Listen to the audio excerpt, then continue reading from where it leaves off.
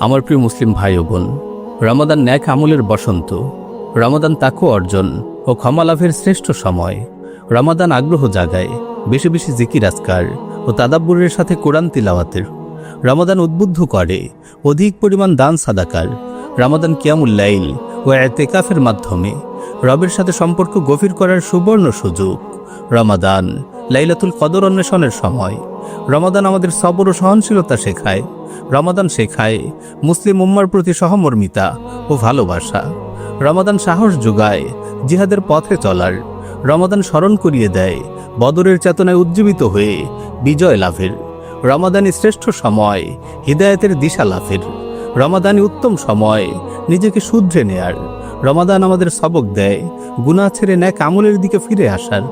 রমাদান আমাদের শিক্ষা দেয় অন্ধকার ছেড়ে আলোর পথে জীবন পরিবর্তনের।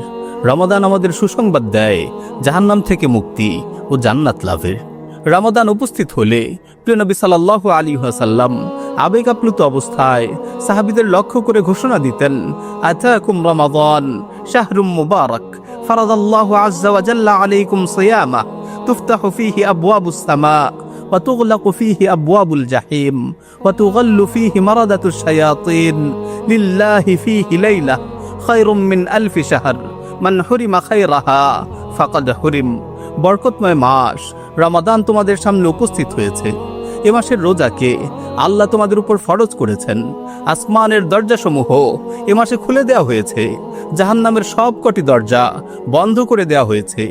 অবাধ্য শয়তানদের শৃঙ্খলাবদ্ধ করা হয়েছে। এতে রয়েছে এমন এক রজনী যা হাজার মাস অপেক্ষা উত্তম। যে রাতের কল্যাণ থেকে বঞ্চিত হয় সে সব কিছু থেকে বঞ্চিত হয়।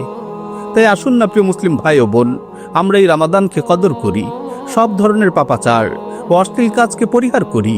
রমাদানের সময়গুলো কাটাই তাকওয়া ও পুণ্য অর্জনে। আল্লাহ সুবহানাহু ওয়া তাআলা আমাদের সেই তৌফিক দান করুন। আমিন ইয়া রাব্বাল আলামিন।